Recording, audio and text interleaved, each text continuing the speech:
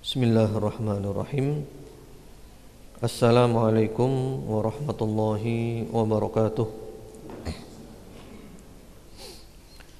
Innal hamdalillah nahmaduhu wa nasta'inuhu wa nastaghfiruh wa na'udzu billahi min shururi anfusina wa min sayyiati a'malina. من يهده الله فلا مضل له ومن يضلل فلا هادي له وأشهد أن لا إله إلا الله وحده لا شريك له وأشهد أن محمدا عبده ورسوله صلى الله عليه وعلى آله وسلم تسليما كثيرا أما بعد اللهم إنا نسألك علما نافعا ونعوذ بك من علم لا ينفع. Ma'asyiral muslimin, ikhwan wa akhwat fillah rahimakumullah. Hari ini adalah hari Ahad tanggal 19 Safar 1435 Hijriah yang bertepatan dengan tanggal 22 Desember 2013. Biasanya kita ngaji Riyadhus Shalihin. Hari ini kita ngaji tematik dulu. Pada hari Selasa yang lalu, ketika kajian ibu-ibu Selasa sore, kami ada pengajian ibu-ibu di masjid ini setiap Selasa sore jam 4 sampai jam 5. Khusus ibu-ibu kaum muslimat. Materinya Selasa pertama tafsir, Selasa kedua akidah, Selasa ketiga keluarga sakinah, Selasa keempat fikih, Selasa kelima kalau ada tematik. Kemarin ketika kajian keluarga sakinah, kita membahas tentang kemungkaran-kemungkaran yang ada di dalam rumah, yang mana di antara kemungkaran itu adalah at-tadkhin. At-tadkhin adalah merokok. Rokok adalah termasuk kemungkaran yang ada di dalam rumah. Sehingga kita membahas tentang hukum rokok. Satu pertemuan kita bahas rokok saja. Lalu ada sebagian ibu-ibu yang usul, bagaimana kalau pembahasan masalah rokok ini dibahas hari Ahad? Karena hari Ahad banyak dihadiri juga oleh kaum laki-laki, yang mana biasanya mereka merokok, sehingga lebih tepat kalau dikaji di hadapan bapak-bapak kaum laki-laki. Karena itu insya Allah pagi hari ini kita akan mengkaji tentang hukmut tadkhin, hukum merokok. Sebelumnya mengenai hari Minggu dan hari Ahad, itu bedanya sangat jauh. Kalau kita lihat ya, hari-hari itu kan urut Ahad ya, Itsnin, Ahad itu 1, Itsnin 2, Thulatha 3, Arbi'a Rabu ya 4, Khamis 5, As-Sabt itu juga ada di tanggalan Arab, tanggalan Islam. Nah, hari Ahad kenapa kok tiba-tiba diganti Minggu? Kenapa diganti Minggu? Atau kalau bahasa Inggris kenapa kok Sunday, hari matahari?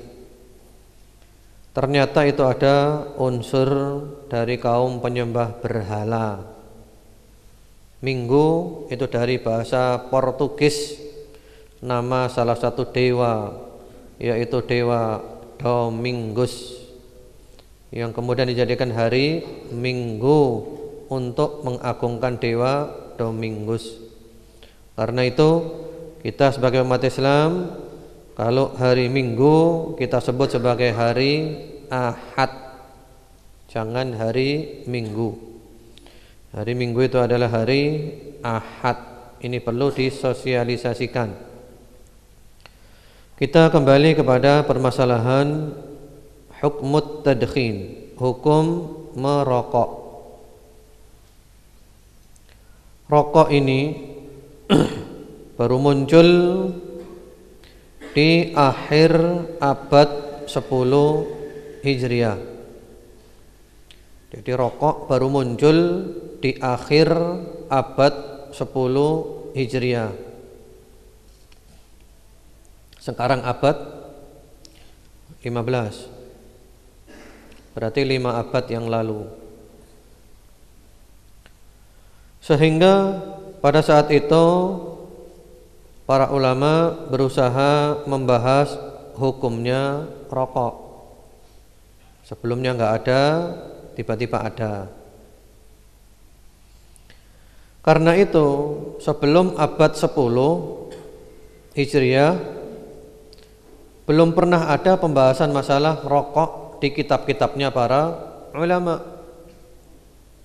Karena rokok baru ada di akhir abad 10 Hijriah.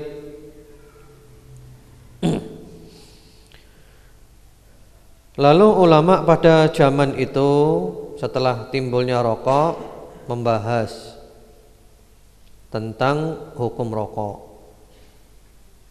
Dan mereka berusaha mencari tahu yang lengkap tentang rokok, supaya mereka punya gambaran yang lengkap tentang rokok, sehingga bisa menimbulkan hasil yang pasti tentang rokok, apa hakikatnya. Karena saat itu masih baru dan juga pembahasan mereka masih belum tuntas, sehingga timbul perbedaan pendapat. Ada yang berpendapat haram, ada yang berpendapat makruh, ada yang berpendapat mubah, ada juga yang tawakuf, tidak berpendapat. Kenapa kok sampai ada beda pendapat seperti itu? Karena letak beda pendapatnya adalah alasan hukum rokok ini, alasannya apa? Jadi alasan menetapkan hukum rokok ini yang dipakai alasannya itu apa? Karena hasil yang mereka dapatkan juga beda-beda. Latar belakang keilmuannya berbeda-beda. Ada yang mengatakan rokok ini banyak manfaatnya. Ada yang mengatakan rokok ini ada madharatnya tapi sedikit, sehingga masih sebanding dengan manfaatnya. Atau bahkan ada yang mengatakan enggak ada manfaatnya sama sekali. Ada juga yang mengatakan enggak ada madharatnya sama sekali, dan yang lain-lain. Macam-macam pendapat saat itu. Nah, kemudian akhirnya kan ini kembalinya kepada madharat. Dan madharat ini madharat kepada badan, madharat kepada fisik, madharat kepada organ tubuh. Ini adalah wilayahnya dokter, bukan wilayahnya ulama ahli fikih. Jadi kalau madharat menyangkut fisik, organ tubuh, ini wilayahnya bukan wilayah fuqaha. Ini wilayahnya atibba, wilayahnya dokter, bukan wilayahnya ahli fikih, ulama ahli fikih. Dan ternyata para dokter seluruh dunia berpendapat rokok itu banyak madharatnya. Nanti kita bahas. Sehingga dari sini untuk zaman sekarang ini, maka fatwa tentang rokok itu hanya satu, enggak boleh ada yang lain. Hukumnya adalah haram. Kan sudah jelas, tanyakan dokter.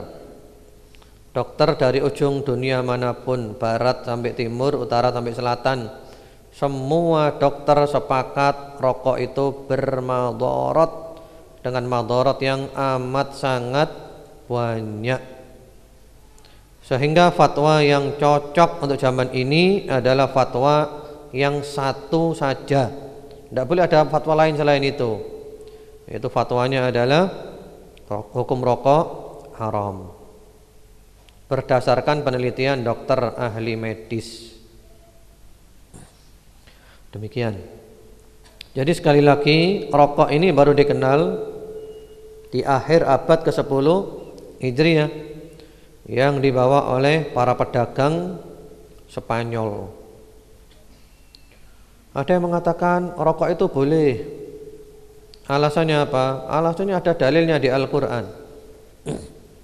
yaitu surat Al-Baqarah 29. Walladzi khalaqa lakum ma fil ardi jami'a. Allah itu menciptakan untuk kamu yang di bumi ini semuanya. Yang di bumi ini semuanya diciptakan oleh Allah untuk kamu. Termasuk di dalamnya adalah tembakau. Maka ini dibantah. Memang benar al-aslu fil asya al-ibahah. Hukum asal segala sesuatu adalah mubah, boleh, halalan thayyiban, tapi dengan syarat.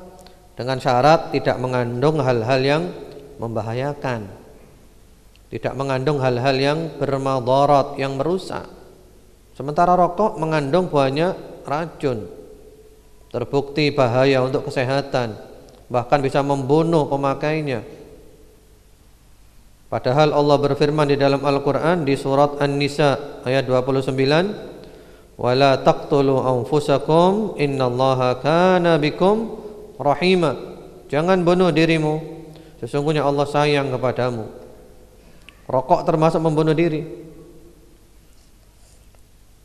Atau yang mengatakan rokok itu boleh juga beralasan, kan tidak ada dalil yang sahih dan sharih. Jadi enggak ada dalil yang jelas mengatakan ya qala Rasulullah sallallahu alaihi wasallam la tashrabur raqa fa innar raqa haram. Enggak ada sabdanya kan. Biasanya mereka minta gitu. Ya memang enggak ada. Karena zaman Nabi enggak ada rokok. Rokok baru muncul kapan? Kurang lebih 500 tahun yang lalu, di akhir abad 10 Hijriah. Zaman Nabi, zaman sahabat, tabi'in, tabi'ut tabi'in enggak ada. Sehingga dalil yang menyebut rokok ya memang enggak ada. Tapi yang ada adalah ad-dhawabit.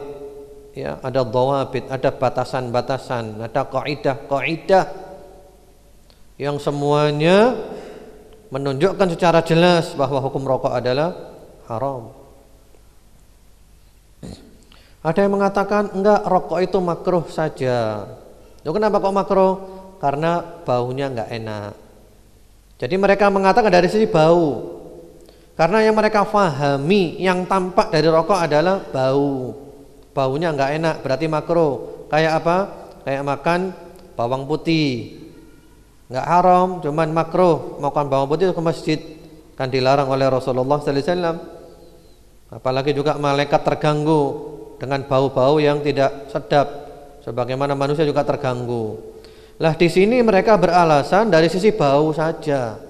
Karena kadar keilmuan mereka yang tampak dari rokok adalah bau, maka hukumnya identik dengan bau, makruh gara-gara bau. Maka dijawab, permasalahannya rokok bukan permasalahan bau saja. Permasalahannya lebih dari itu. Permasalahannya adalah ya bermadarat. Bahkan para ulama dari kalangan mazhab Syafi'i, di antaranya Al-Qalyubi, wafat tahun 1069 Hijriah. Di dalam kitabnya Hasyiyah Qalyubi ala Syarah Al-Mahalli, beliau juga mengatakan tentang rokok setelah bahas ganja, bahas obat bius, ya, beliau mengatakan bahwa para ulama kami berpendapat rokok hukumnya haram karena rokok dapat membuka jalan untuk supaya tubuh terjangkit penyakit berbahaya. Jadi rokok buka jalan supaya penyakit berbahaya bisa masuk ke dalam tubuh. Kemudian juga ulama-ulama lain yang mengharamkan rokok banyak ya. Di sini saya sudah mengumpulkan materi tentang ini. Di antara ulama itu sebagaimana disebutkan oleh Dr. Muhammad Al-Bar hafizahullah taala. Beliau menyebut para fuqahaul madzhab, ahli fikih dari semua madhab, tentang haramnya rokok, ya. Dari kalangan madhab Hanafi beliau sebutkan 15 ulama ahli fikih, diantaranya adalah Al-Imadi yang wafat tahun 1051, Al-Haskafi wafat tahun 1088, Asy-Syarnbulali wafat tahun 1069 Hijriah semuanya. Kemudian dari kalangan madhab Syafi'i beliau menyebutkan ada 17, di antaranya An-Najm Al-Ghazzi wafat tahun 1061, Ahmad Al-Qalyubi wafat tahun 1069 Hijriah, Sulaiman Al-Bujairumi wafat tahun 1221. Dari kalangan madhab Maliki beliau menyebut 13 ulama, di antaranya Ibrahim Al-Laqani tahun 1041, dan juga ulama-ulama yang lainnya, termasuk juga dari kalangan madhab Hambali Al-Buhuti wafat tahun 1051. Intinya banyak ulama yang mengatakan rokok itu haram dari 4 madhab semuanya. Bahkan pada masa Khilafah Utsmaniyah, tepatnya pada abad ke-12 Hijriah, karena sudah sudah ditemukan rokok itu berbahaya, maka pada masa Khilafah Utsmaniyah ditetapkan orang merokok kena sanksi. Pada abad 12 Hijriah, orang merokok kena sanksi, rokoknya disita oleh pemerintah dan dimusnahkan. Jadi merokok kena sanksi, rokoknya disita kemudian dimusnahkan. Kemudian juga Allah Subhanahu wa taala berfirman di dalam Al-Qur'an surat Al-Baqarah 195, "Wala tulqu biaidikum ila tahluka." Jangan jerumuskan dirimu ke dalam kebinasaan. Merokok berarti menjerumuskan diri dalam kebinasaan. Kemudian juga di dalam hadis yang sahih riwayat Ibnu Majah rahmatullah alaih, sabda Rasulullah sallallahu alaihi wasallam, "La dharara wa la dirar." Kita tidak boleh melakukan perbuatan yang bisa menimbulkan madarat dan tidak boleh membalas madarat dengan madarat. Rokok berarti menimbulkan madarat. Kemudian juga karena rokok bahayanya banyak, nanti kita perinci ya macam-macam, sehingga semua negara di dunia ini menetapkan undang-undang bahwa di setiap bungkus rokok harus dicantumkan peringatan tentang bahaya rokok.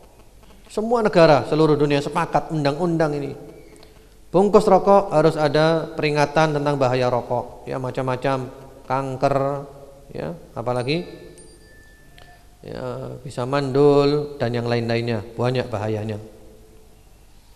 Kemudian juga Majelis Ulama Indonesia telah mengeluarkan fatwa yang fatwanya sangat terlambat, tapi lebih baik terlambat daripada tidak sama sekali, bahwa rokok itu haram, yang lalu diprotes oleh para petani tembakau. Bagaimana nasib mereka?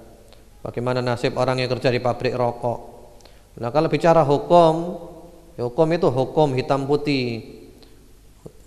Jangan karena nanti demi sesuatu yang lain hukumnya bisa diputar balikkan. Tidak, haram ya haram. Harus cari solusi yang lain. Bagaimana petani tembakau? Ya jangan bertani tembakau, bertani yang lainnya aja. Kan gampang solusinya kan. Kemarin tembakau, nanti sekarang ganti yang lainnya. Yang penting kalau takwa kepada Allah diberikan jalan keluar. Wa may yattaqillaha yaj'al lahu makhraja wa yarzuqhu min haitsu la yahtasib. Bertakwa kepada Allah diberi jalan keluar, diberi rezeki dari arah yang tidak diduga-duga. Demikian pula Al-Lajnah Ad-Daimah, komite fatwa dari Arab Saudi juga sudah menetapkan hukum merokok itu haram. Merokok hukumnya haram, menanam tembakau juga haram, Kenapa? Karena tolong-menolong dalam dosa. Wala ta'awanu 'alal itsmi wal 'udwan. Dagang rokok juga haram karena madaratnya amat sangat besar. Jadi jelas bahwasanya hukum rokok itu adalah haram karena rokok itu adalah khabith, sesuatu yang buruk. Kemudian juga madaratnya amat sangat banyak. Kalau antum buka Al-Qur'an, Allah selalu menyebut at-thayyibat dengan al-khaba'ith.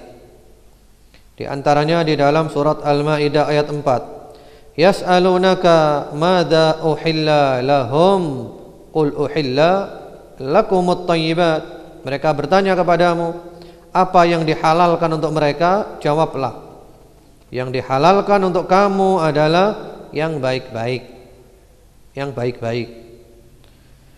Kemudian juga ketika Allah Subhanahu wa taala menyebutkan pengikut-pengikut Rasulullah Muhammad sallallahu alaihi wasallam di dalam surat Al-A'raf 157. Pengikutnya Nabi itu adalah ya'muruhum bil ma'ruf wa yanhahum 'anil munkar wa yuhillu lahumut thayyibat wa yuharrimu 'alaihimul khaba'ith.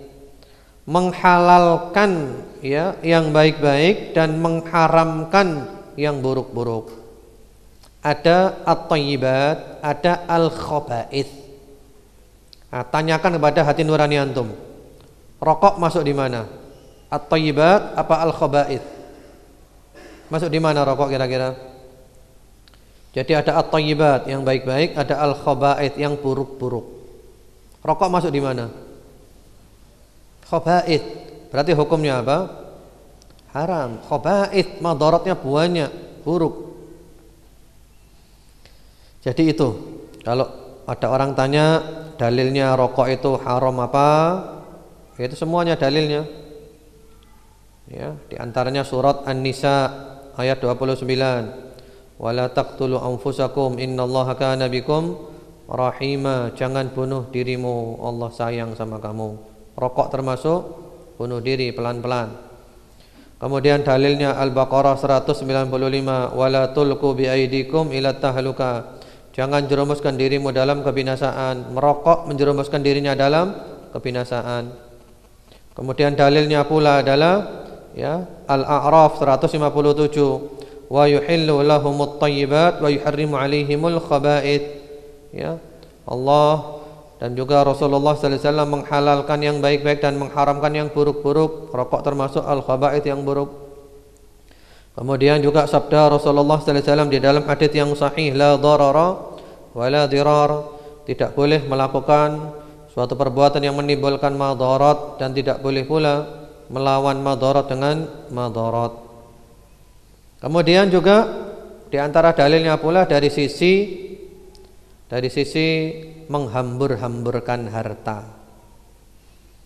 Allah Subhanahu wa taala berfirman di dalam surat Al-Isra 26-27, wala tubadzir tabdzira innal mubadzirina kanu ikhwanasy syayatin wa kana asy-syaitanu lirabbih kafura. Dan janganlah kamu menghambur-hamburkan harta secara boros.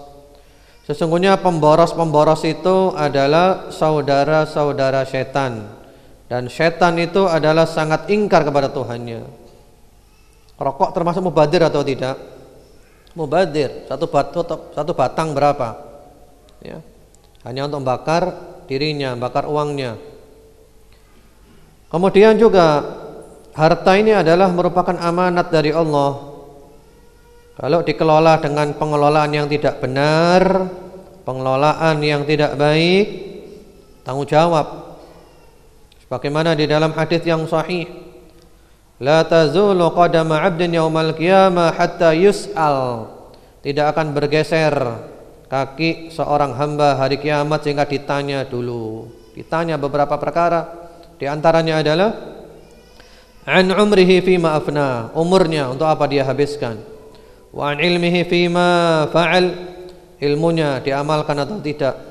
Wa an malihi min aina iktasaba huwa fima anfaqa, hartanya Dari mana dapat, kemana keluar?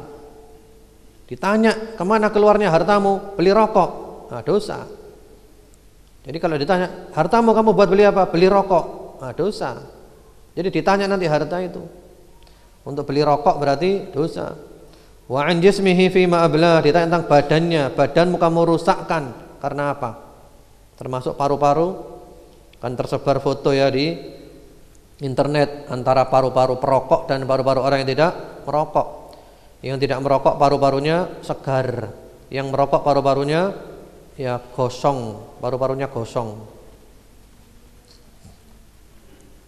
Jadi ini termasuk madharat kepada harta. Madharat kepada harta, harta itu tidak boleh dikeluarkan untuk hal-hal yang tidak ada manfaat. La manfaata fid din wala fid dunya. Manfaat agama tidak ada, manfaat dunia tidak ada, berarti kita telah menyalahgunakan pengelolaan harta. Ya, manfaatnya ada enggak rokok itu?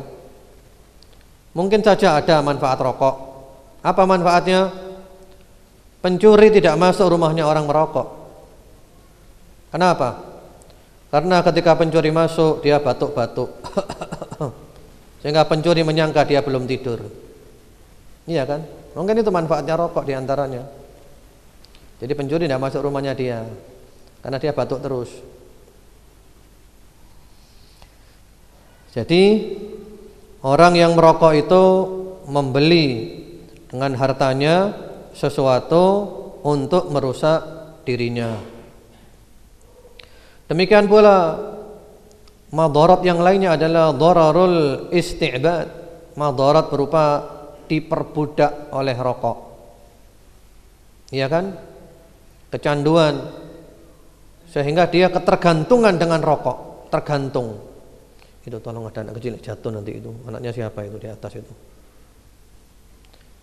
Tolong ibu-ibu yang bawa anak jangan boleh di atas ya. Itu nanti jatuh nanti anaknya nanti. Jadi dia diperbudak oleh rokok. Begitu ada masalah sedikit langsung dia panggil Tuhannya, Tuhan 7 cm. Siapa Tuhan 7 cm? Dia adalah rokok. Ya Rob, ya Rob.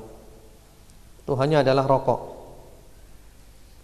Rokok ini adalah buruk sehingga tidak ada ceritanya orang merokok itu baca bismillah.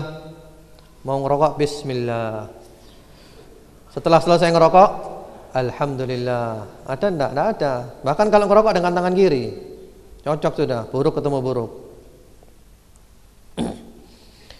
Jadi dia diperbudak oleh rokoknya, diperhamba. Sehingga kalau tidak merokok bingungnya bukan main. Semua ini adalah dalil, bukti, alasan, argumentasi yang menjelaskan bahwa rokok itu hukumnya adalah haram. Para ulama menjelaskan, mereka-mereka yang zaman sekarang ini mengatakan rokok tidak haram. Kalau zaman dulu mungkin ilmunya belum sampai, ya, informasi tidak seperti sekarang. Mungkin dulu tidak ngerti madharatnya, ya, tidak ngerti. Kalau sekarang ini sudah informasi sudah jelas kayak gini, madharatnya rokok banyak. Ada yang berfatwa rokok itu enggak haram, maka berarti orang ini adalah orang yang diuntungkan oleh rokok. Iya, diuntungkan karena dia merokok. Dia enggak berani fatwa haram karena dia belum bisa berhenti daripada rokok. Atau juga mungkin punya pabrik rokok. Ada rokok Islami, sigaret kretek Islami. Iya. Sehingga tidak mungkin berfatwa haram, dia punya pabriknya. Sekarang mari kita lihat bahaya merokok bagi kesehatan dan cara berhenti merokok. Bahaya rokok bagi kesehatan sudah jelas, tadi telah disinggung sedikit. Yang mana perokok itu ada dua. Perokok yang dia memang orang perokoknya aktif. Ada lagi perokok pasif. Perokok pasif ini dia bukan perokok, tapi dia menghirup asap rokoknya orang lain. Nah, perokok pasif ini lebih bahaya daripada perokok aktif. Kenapa? Karena perokok pasif ini menghirup dengan hidungnya dan langsung masuk ke dalam paru-parunya, terganggu. Karena itu jangan sungkan-sungkan Kalau ada orang merokok di tempat-tempat umum, tegur saja karena bahaya. Nggak mau berhenti, ya kita menghindar. Sehingga di negara-negara maju, di tempat-tempat umum dilarang merokok. Sehingga orang merokok itu merasa terasingkan, ditaruh di tempat yang pojokan, di mana, di belakang, sehingga terasingkan mereka itu. Sehingga orang mau ngerokok malu sendiri. Di antara zat-zat berbahaya yang ada di dalam rokok, yaitu nikotin. Nikotin ini mengandung candu yang membuat orang ketagihan, sehingga dia menjadi ahli hisab. Ahli hisab ya, ahli hisab rokok. Bukan hisab untuk menentukan bulan. Pengaruhnya apa nikotin ini? Pengaruhnya adalah seseorang itu bisa kecanduan atau ketergantungan yang bisa merusak jaringan otak, yang menyebabkan darah cepat membeku, mengeraskan dinding arteri. Kemudian yang kedua, di antara zat berbahaya yang ada dalam rokok adalah tar. Apa itu tar? Tar ini adalah merupakan bahan dasar pembuat aspal yang dapat menempel pada paru-paru, yang bisa menimbulkan iritasi bahkan kanker. Pengaruhnya apa dalam tubuh? Pengaruhnya membunuh sel dalam saluran darah, meningkatkan produksi lendir di paru-paru, dan menyebabkan kanker paru-paru. Sehingga kalau orang mati gara-gara merokok, naudzubillah ya, ini mati su'ul khotimah, karena dia mati dalam keadaan maksiat. Mati masih merokok, belum tobat dari rokok, mati su'ul khotimah. Kenapa? Karena dia mati dalam keadaan maksiat, rokok maksiat, dia belum tobat dari maksiatnya, bahkan dia termasuk membunuh dirinya. Kemudian yang ketiga, di antara zat yang terkandung di dalam rokok adalah karbon monoksida, yaitu gas yang bisa menimbulkan penyakit jantung. Karena gas ini bisa membuat oksigen bisa mengikat oksigen dalam tubuh. Ya. Pengaruhnya apa? Pengaruhnya mengikat hemoglobin sehingga tubuh kekurangan oksigen, menghalangi transportasi dalam darah. Kemudian yang keempat, di antara zat yang terkandung dalam rokok adalah zat karsinogen. Pengaruhnya apa dalam tubuh? Memicu pertumbuhan sel kanker dalam tubuh. Kemudian di antara zat yang terkandung dalam rokok pula adalah zat iritan yang mengotori saluran udara dan kantung udara dalam paru-paru, termasuk juga menyebabkan batuk-batuk. Kemudian setelah diperinci bahwasanya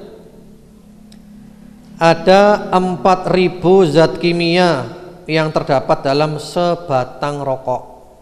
Sebatang rokok itu ada 4.000 zat kimia, yang mana diantaranya adalah 40 zat kimia yang berbahaya, ya, hidrogen cyanida atau HCN, arsen, amonia, polonium, dan karbon monoksida atau CO.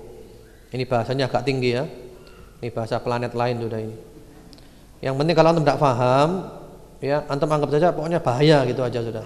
Pokoknya bahaya gitu aja. Kemudian beberapa bahaya yang ditimbulkan oleh rokok apa saja? Di antaranya kanker paru-paru. Diketahui sekitar 90% kasus kanker paru-paru diakibatkan oleh rokok. Kemudian yang kedua, kanker kandung kemih. Kanker kandung kemih. Kemudian yang ketiga, kanker payudara. Kemudian yang keempat, kanker serviks. Kanker serviks. Ya, sekitar 30% kematian akibat kanker serviks disebabkan merokok. Terutama kaum perempuan yang merokok lebih rentan kena infeksi oleh virus menular seksual. Yang kelima, kanker kerongkongan, karena rokok kan lewat kerongkongan. Yang keenam, kanker pencernaan. Kemudian yang ketujuh, kanker ginjal. Kemudian yang kedelapan, kanker mulut. Subhanallah, kanker semua ini. Nanti ada lagi kanker kantong kering di antaranya ya. Yang kesembilan, kanker tenggorokan. Yang kesepuluh, serangan jantung. Yang kesebelas, penyakit jantung koroner. Yang kedua-belas, aterosklerosis. Nah, pokoknya bahaya gitu aja ya. Yang ke-13, penyakit paru obstruktif kronik atau PPOK. Kemudian yang ke-14, impotensi. Ya, bisa menyebabkan disfungsi ereksi. Yang ke-15, gangguan medis yang macam-macam, bisa menyebabkan tekanan darah tinggi, hipertensi, gangguan kesuburan, memperburuk asma, radang saluran napas, dan yang lain-lainnya. Subhanallah, luar biasa. Jadi berbagai macam madarat ada di dalam rokok. Kalau kamu kepingin tahu, diketik aja di Google bahaya rokok, keluar banyak. Kalau kepingin filmnya di YouTube bahaya rokok, keluar banyak. Film-film tentang bahaya rokok. Iya. Sehingga ada film dari peringatan pemerintah, Yayasan Jantung kalau tidak salah, ada orang ngerokok lalu dibacakan Yasin. Iya. Begitu ngerokok dibacakan Yasin, dianggap ini orang mati. Sebenarnya Yasin bukan untuk orang mati juga. Terus bagaimana caranya bisa berhenti dari merokok? Nah, insya Allah mudah. Caranya mudah. Allah berfirman, walladzina jahadu fina lanahdiyannahum subulana. Orang yang sungguh-sungguh oleh Allah diberi jalan keluar. Ya, man jadda wajad. Orang sungguh-sungguh menemukan. Di antaranya adalah cara berhenti dari merokok, niat sungguh-sungguh berhenti dari merokok. Niat sungguh-sungguh. Sambil bayangkan tadi ya, dosa-dosa tadi. Merokok ini adalah dosa. Satu hisapan berapa banyak dosanya. Belum lagi ganggu orang lain, berapa banyak dosanya.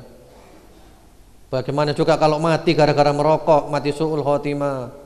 Ya, dan yang lain-lain. Bayangkan dosanya rokok semuanya. Sehingga kita juga punya niat sungguh-sungguh berhenti merokok. Ingat terus dosa merokok. Kemudian juga di antara caranya berhenti merokok adalah berdoa kepada Allah. Ya Allah, ya, jadikanlah hamba bisa berhenti merokok ya Allah. Ya Allah, mudahkan hamba berhenti dari merokok ya Allah. Ya Allah, jadikanlah hamba benci rokok ya Allah. Benci. Sehingga Allah menjadikan dalam hati kita masuk benci kepada rokok. Ya. Wa karrih ilainal kufra wal fusuqa wal isyan wa karrih ilaina dukhan. Ya Allah, jadikan hamba benci kepada rokok. Terus doa kepada Allah dan Allah mengabulkan doa-doa kita. Kemudian di samping doa ya belajar benci. Bagaimana cara belajar benci? Ya diingat-ingat tadi, dosanya, madharatnya, dampak buruknya, merusak lingkungan, ganggu orang. Kemudian di antara caranya pula adalah bergaul dengan orang yang tidak merokok. Nah, ini lingkungan ini perlu. Karena kalau lingkungannya orang ngerokok nanti tertarik untuk ngerokok lagi. Nah, itu di antara cara orang taubat adalah hijrah, pindah dari lingkungannya. Sehingga dengan lingkungan yang baru, orang yang baik, dia bisa istiqomah. Kemudian di antara caranya pula adalah sering-sering ke tempat yang ruangan ber-AC. Karena di ruangan AC nggak mungkin merokok. Berada di ruangan-ruangan yang ber-AC. Kemudian semua benda-benda yang ada hubungannya dengan rokok keluarkan, jauhkan dari kita. Baik di rumah, di tempat kerja, di mana saja yang ada hubungan dengan rokok, yang bisa mengingatkan kepada rokok, dihilangkan, dibersihkan. Termasuk juga di rumah, jangan sampai ada asbak. Ya, asbak itu nggak boleh masuk rumah. Di rumah nggak boleh ada asbak. Karena kalau di rumah ada asbak berarti kita membolehkan orang merokok. Kalau perlu ditulis di rumah itu, mamnu'ut tadkhin, no smoking, dilarang merokok. Kami berharap Anda tidak merokok.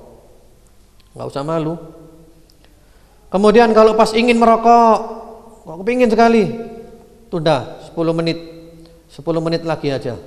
Ya. Sambil lihat jam terus kan, wah, gak 10 menit ini. Begitu 10 menit, mau rokok lagi, tunda 10 menit. Ya. Pokoknya tiap mau ngerokok ditunda 10 menit aja. Akhirnya satu hari 10 menit semuanya itu. Tidak jadi merokok. Kemudian juga di antara caranya untuk berhenti rokok adalah beritahu teman-teman bahwa saya ingin berhenti dari rokok. Sehingga mereka paham, mereka tidak ganggu kita, tidak ngiming-ngiming kita. Kemudian juga langsung aksi. Aksinya adalah berhenti merokok. Kalau nggak bisa drastis berhenti sedikit-sedikit. Ya, biasanya 1 hari 3 batang, dikurangi 1 hari 1 hari biasanya 3 kotak. Sekarang 2 saja. Terus dikurangi pelan-pelan. Kalau nggak bisa langsung. Kemudian juga di antara caranya supaya berhenti dari merokok adalah jangan bengong, jangan nganggur. Nah, itu penyakit itu. Yang menjadikan kepingin ngerokok itu adalah bengong atau nganggur, nggak punya kesibukan, nggak punya kerjaan, pikirannya ke rokok. Cari kesibukan yang positif sehingga nggak sempat ingat rokok. Kemudian juga di antara cara supaya bisa berhenti dari merokok adalah yang sering pergi ke rumah sakit. Ya. Yang sering pergi ke rumah sakit. Untuk apa? Lihat orang-orang sakit. Oh, ternyata sakit itu enggak enak. Demikian pula kalau ngerokok nanti bisa seperti itu. Betapa mahalnya kesehatan. Rokok berarti merusak kesehatan. Kemudian di antara cara supaya bisa berhenti dari merokok adalah cari penggantinya rokok. Apa di antaranya? Mungkin bawa permen. Pingin ngerokok ganti permen, atau mungkin solusinya adalah bawa siwak. Bawa siwak ganti rokok, gantinya rokok. Ya kan, bawa siwak ini aja, kan sekarang dijual ini. Siwak kalau pengen ngerokok, ya siwaknya jadi gini kan. Seakan-akan ngerokok kan. Pakai siwak. Ya ini jadi kesibukan, gantinya rokok. Pakai siwak berpahala lagi. Kita kalau siwakan setan lari semuanya loh. Setan benci dengan siwak. Allah ridho, setan benci. Jadi antum kalau kepingin setan lari pakai siwak aja. Lari semua setan-setan. Demikian. Ya itulah ikhwan wa akhwat fillah rahimakumullah. Intinya adalah usaha. Coba. Anda pasti bisa dengan izin Allah Subhanahu wa ta'ala. Hapus kata-kata tidak bisa dari kamus hidup Anda. Allah menjadikan Anda bisa.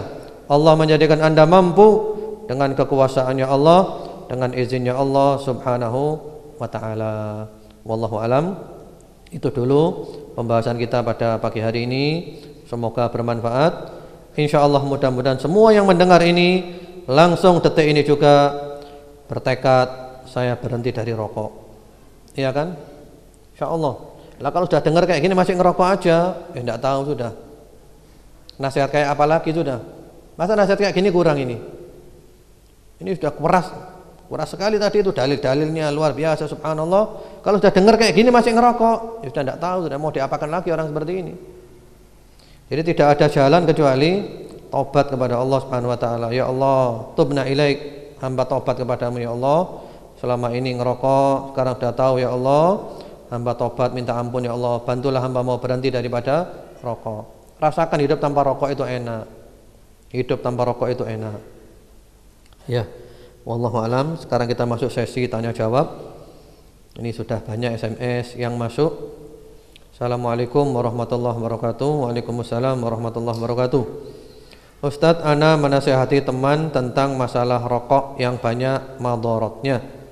Dia membantah, itu lihat orang yang merokok nyatanya kondisinya sehat-sehat saja. Mereka juga hidup sampai sekarang padahal mereka merokok sejak dahulu. Bagaimana menjawabnya orang ini Ustadz? Syukron. Nah itu jawaban nggak ilmiah. Itu jawaban nggak ilmiah. Ya, kalau ada orang mengatakan, nah itu orang nggak ngerokok juga batuk, orang nggak ngerokok juga kena paru-paru. Nah itu bukan ilmiah jawabannya. Kita bicara ilmiah ya. Kita bicara ilmiah pakai dalil dari Al-Quran, dari Sunnah, kemudian juga dari hasil penelitian para dokter yang sudah jelas dan pasti. Namun bukan serta-merta semua orang ngerokok langsung mati. Enggak, kondisi tubuhnya orang berbeda-beda. Yang kita bahas bukan kondisi tubuhnya dia. Yang kita bahas dampak daripada rokok itu sendiri ya. Jadi kalau jawabannya itu dia ngerokok puluhan tahun enggak apa-apa. Fulan enggak ngerokok malah sakit-sakitan. Dia ngerokok enggak batuk. Ini yang enggak ngerokok malah batuk. Itu jawaban enggak ilmiah namanya itu. Kita bahas pakai dasar ilmu. Ini dalil dari Al-Qur'an kayak gini, dari Sunnah kayak gini. Ini pendapat penjelasan para ulama seperti ini. Ini penjelasan para dokter ya kayak gini semuanya. Rokoknya madharat seperti itu ilmiah. Kalau ini enggak ilmiah, kalau enggak ilmiah sudah enggak usah ngomong, percuma enggak ketemu. Debat kusir akhirnya. Debat kusir. Kewajiban kita hanya menyampaikan. Iya kan? Mau monggo, gak gelem ya wis. Gitu aja, enggak usah repot-repot. Diajak mau silahkan, alhamdulillah. Enggak mau ya sudah. Ustadz, pemasukan pajak dari cukai rokok untuk negara sangat besar, 50 triliun per tahun kurang lebih. Di kota Malang sendiri hampir di setiap sudut-sudut kota atau tempat-tempat strategi terpampang iklan-iklan rokok, baliho-baliho besar, banner-banner dan lain-lain. Bagaimana ini Ustadz? Ya ini. Itulah diantara keanehan pemerintah-pemerintah di seluruh dunia. Sudah tahu rokok madharat tapi enggak dilarang. Hanya memikirkan sisi keuntungan materi. Ya repot memang. Rokok dikatakan haram, bahaya. Tapi rokoknya terus produksi, di mana-mana iklannya, ya pada karo goro. Saya pernah ketika di Arab Saudi itu, pagi-pagi ada seorang tua rokokan, orang Arab sana, rokokan pagi-pagi, batuk-batuk. Saya coba nasihati, wah, apa namanya? Kok wani-wani ini nasihati wong tua itu loh. Saya coba ngomong, saya kasihan kan, Pak, sayangi tubuhmu, nanti kamu sakit, jangan ngerokok. Apa jawabannya? Imna'it tasdir, imna'il bagolat, imna'il. Kamu jangan ngelarang saya rokok ya. Pemerintah suruh, jangan boleh datang ngerokok ke sini. Supermarket jangan boleh jualan rokok semuanya. Lah kamu ngelarang saya rokok di mana-mana jualan rokok, ya enggak bisa berhenti saya. Jadi memang seperti itu. Ya itulah. Jadi lebih mementingkan materi tapi mengorbankan orang banyak. Ya alasannya masuk akal juga. Karena dikatakan rokok haram, tapi di toko-toko jualan rokok semuanya. Seakan-akan disuruh rokok berhenti sulit. Coba kalau dilarang rokok. Kayak Khilafah Utsmaniyah yang tadi dibahas ya. Ya, orang merokok di penjara kena sanksi. Penjual rokok dirampas rokoknya, dimusnahkan. Ya itu kan enak, tegas. Itu baru pemerintah yang cinta kepada rakyatnya, sayang kepada rakyatnya. Ya itulah. Dunia ini memang sudah tua dunia ini, sudah mendekati kiamat.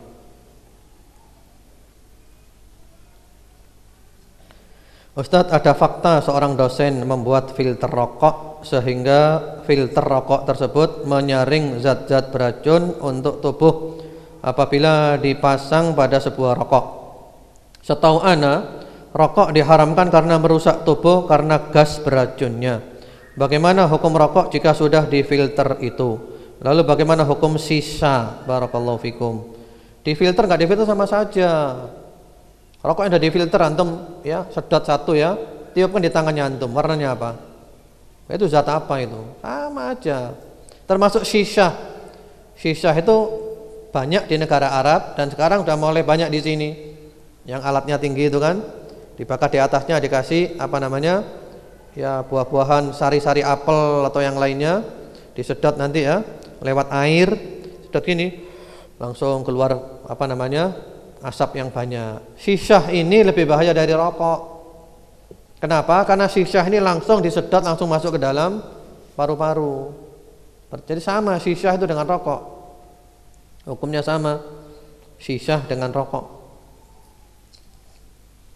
Tapi orang kalau sudah kadung kecanduan itu luar biasa.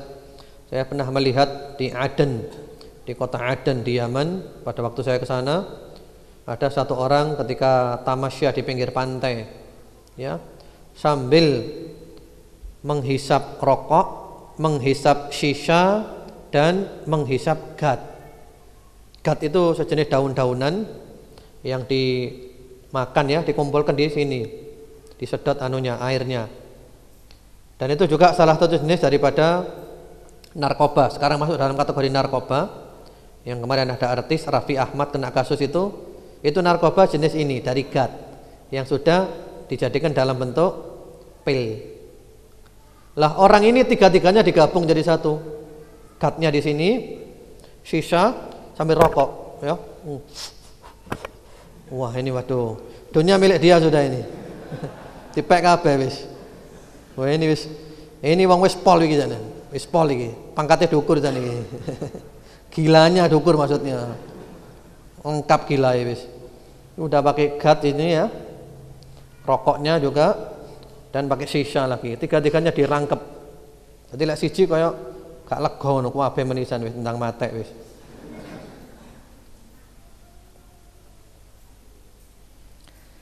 Ustadz, apabila orang tua kerja di pabrik rokok, bolehkah anak menerima nafkah dari orang tua? Bagaimana batasannya? Kalau sudah rokok itu haram, semua yang berhubungan dengan rokok itu adalah haram. Kerja di pabrik rokok hukumnya adalah haram, penghasilannya adalah haram. Ini hukum. Lu kan kasihan. Nah, hukum jangan pakai kasihan. Karena kalau hukum pakai perasaan, tidak bisa kita menetapkan hukum. Ya, hukum adalah hukum, haram adalah haram, halal adalah halal. Kalau memang orang tua itu penghasilannya dari pabrik rokok saja, tidak ada penghasilan lain, ya berarti haram penghasilannya. Anak kalau belum bisa mandiri, masih boleh menerima dari orang tuanya seperlunya saja. Yang dosa orang tuanya, anak nggak dosa. Tapi kalau anak bisa mandiri, usahakan mandiri, lepas dari orang tuanya. Kecuali kalau orang tua punya penghasilan yang lain selain rokok. Jadi campuran, enggak apa-apa nerima. Bagaimana Rasulullah sallallahu alaihi wasallam diberi hadiah oleh Yahudi yang mereka bermuamalah dengan muamalah riba, tapi campuran dengan yang lainnya. Rasulullah diberi hadiah juga diterima.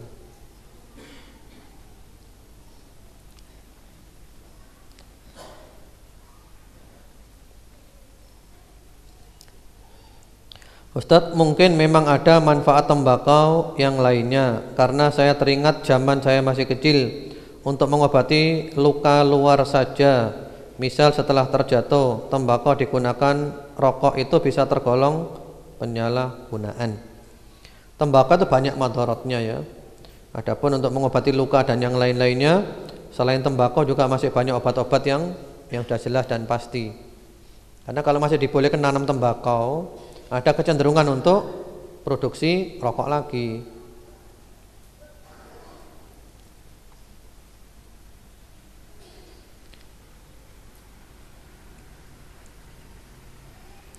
Jadi ini ada beberapa pertanyaan tentang menanam tembakau. Ya, karena tembakau selama ini ya produknya atau pabrik rokok. Jadi para petani tembakau jangan risau. Menyikapi gini-gini nggak usah bingung, tenang saja, ya. Pertama-tama tanamkan di dalam otak, tanamkan dalam hati. Anda hidup ini untuk apa? Tujuan hidup ini apa? Hikmah terbesar Allah menciptakan Anda untuk apa? Untuk apa kira-kira jawabannya? Untuk apa jawabannya? Az-Zariyat 56.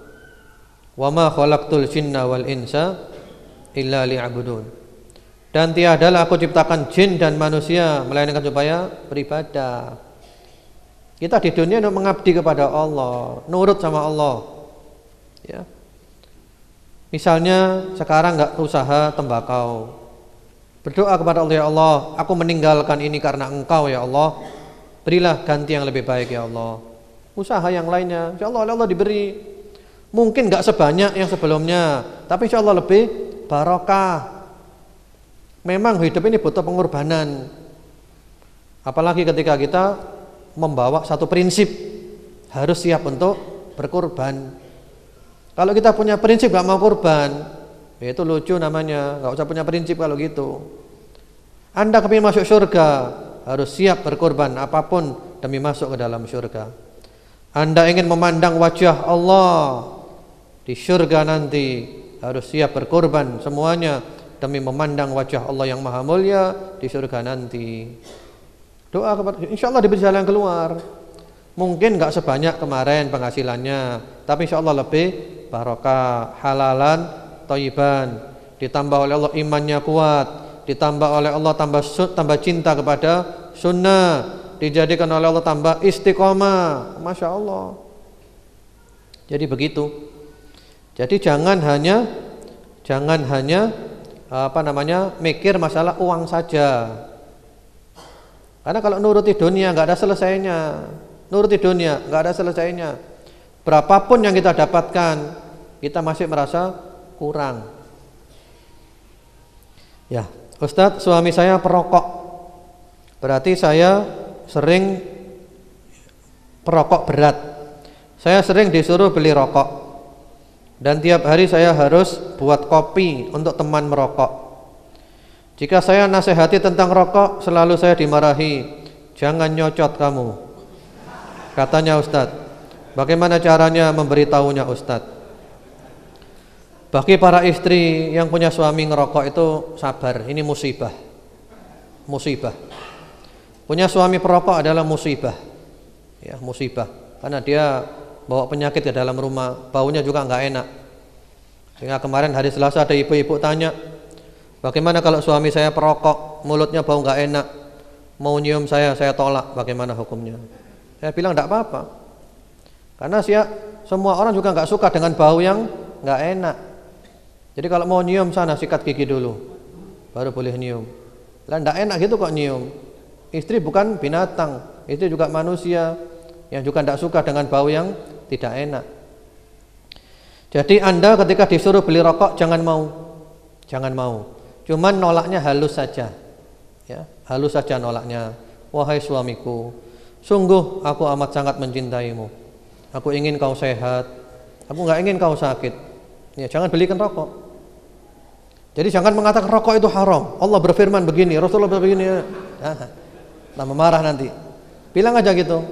Wahai suamiku, aku mencintai kamu. Aku masih ingin hidup lebih lama dengan kamu. Ya, karena itu ya begitulah. Yang penting jangan beli rokok pokoknya. Jangan mau. Dimarahi tidak apa-apa. La ta'ata li makhluqin fi ma'siyatil khaliq. Innama ta'atu fil ma'ruf. Tidak boleh taat kepada makhluk dalam hal maksiat kepada al-khaliq. Taat dalam kebaikan saja. Yang penting ngomongnya yang enak aja. Jangan ngomong yang kasar. Insya Allah suaminya nggak marah nanti. Dan doakan kalau tahajud, ya di sujud doakan, ya Allah mudah-mudahan suamiku oleh Allah dibuka pintu hatinya, mau tobat, meninggalkan rokok, seperti itu. Karena itu kalau mau nikah, di antara syaratnya adalah calon suami tidak boleh merokok. Itu persyaratan pranikah kalau perlu ya. Jadi calon suami jangan perokok. Karena kalau sudah kadung rokok repot ya gini ini.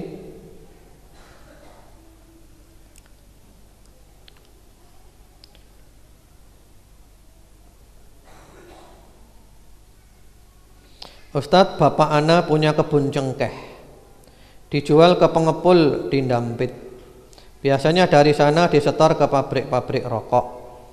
Mau ana suruh tebang, tapi bapak ana sudah tanam mulai 25 tahun. Ana mau bilang tidak tega. Bapak sudah tidak merokok dan berpendapat rokok itu makruh. Kalau Anda cinta kepada bapak Anda harus bilang secepatnya. Itu kalau cinta. Karena kalau dibiarkan bapaknya, berarti Anda nggak cinta kepada bapak. Karena di antara harga mahal yang harus dibayarkan oleh orang yang mengaku cinta karena Allah adalah saling memberikan nasihat. Ats-tsaman al-bahid, harga mahal yang harus dibayar oleh orang yang mengaku cinta karena Allah adalah memberikan nasihat. Ya termasuk saya menyampaikan karena cinta kepada antum. Kalau nggak cinta tidak saya sampaikan, biar mati, biar bongko wis. Iya.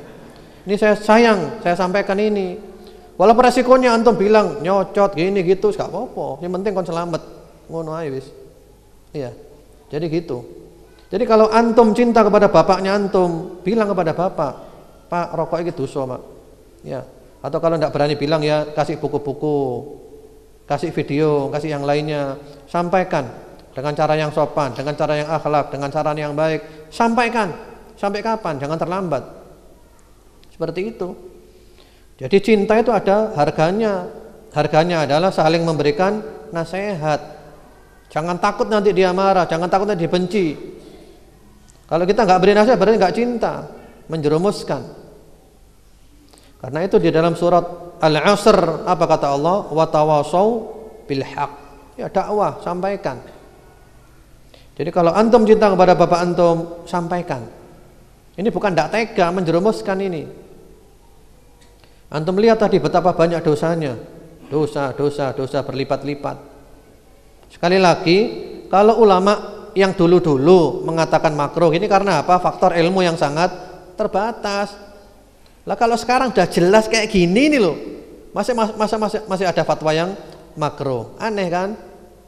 Ya kalau dulu ya nggak ngerti.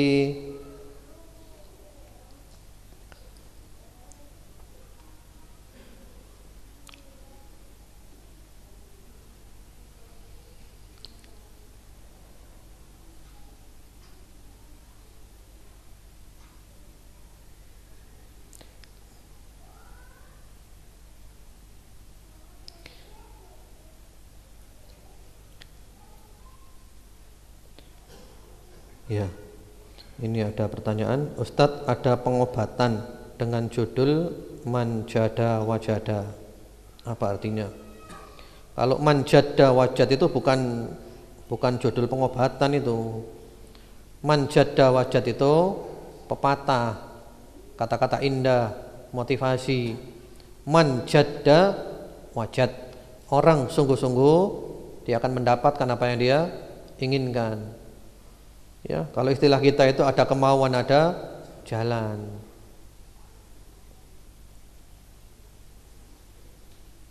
Ustadz, mengapa MUI tidak mengharamkan? Mengharamkan MUI? Haram, MUI sudah keluar fatwa. Iya kan?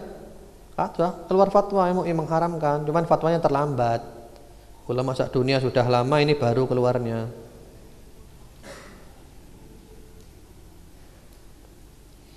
Nah ini ada yang berbagi tips. Sekedar tips, saya dulu mantan perokok berat, Ustadz. Dan cara terbaik untuk berhenti merokok adalah langsung tidak merokok.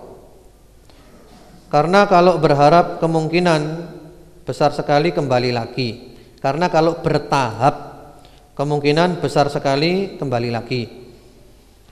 Buktinya pada saat bulan Ramadan kita yang perokok kan juga nggak ngerokok sampai maghrib. Intinya niat dan niat takut dosa. Semoga bermanfaat. Nah ini berarti dari orang yang sudah membuktikan. Jadi berhenti sekarang juga. Tidak boleh sedikit-sedikit berhentinya. Ya, jadi berhenti kata dia kan langsung kan. Berhentinya langsung.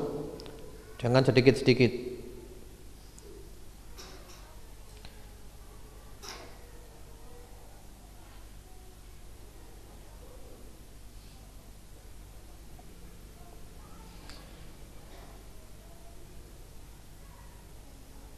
Ya itu dulu aja. Ini ada pertanyaan, mohon maaf ya yang belum terjawab. Sebagian sama dan sebagian lagi di luar materi. Apa penyebab merokok dan bolehkah meminum minuman keras? Apa perbedaan merokok dan minuman keras? Wah, penyebabnya merokok ya macam-macam ya. Penyebabnya mungkin karena kepingin nyoba-nyoba, akhirnya keenakan, atau ngikuti teman, atau kepingin dianggap sebagai orang yang modern dan macam-macam lah. Kemudian beda dengan minuman keras. Sebenarnya dari sisi bahaya, racun yang ada di dalam rokok dengan minuman keras lebih banyak yang ada di dalam rokok. Cuman bedanya minuman keras membuat orang mabuk, rokok nggak sampai mabuk. Tapi ada pengaruh ya, ada pengaruhnya walaupun nggak sampai kategori mabuk. Bagaimana hukum bermakmum saat sholat jamaah di masjid yang imamnya sebelum sholat ia merokok dulu? Sebagian ulama berpendapat orang perokok nggak boleh jadi imam. Bahkan ulama berpendapat gitu karena dia termasuk fasik yang terus menerus minum rokok, terus menerus menghisap rokok terang-terangan. Jadi perokok nggak boleh jadi imam karena dia termasuk kategori fasik. Yang jadi imam jangan orang fasik. Demikian, wallahu a'lam. Kurang lebihnya saya mohon maaf. Sekali lagi saya menyampaikan ini karena cinta kepada antum semuanya. Di antara harga mahal yang harus dibayarkan oleh orang yang saling cinta adalah menasehati, walaupun mungkin berat, tapi tidak ada yang berat insyaallah kalau kita punya niat yang baik. Semoga Allah memudahkan kita mengamalkannya. Allah menjadikan kita istiqamah dan umur kita ditutup dengan husnul khatimah. Allahumma amin. Sebelumnya ada pengumuman, insyaallah hari Rabu besok ya.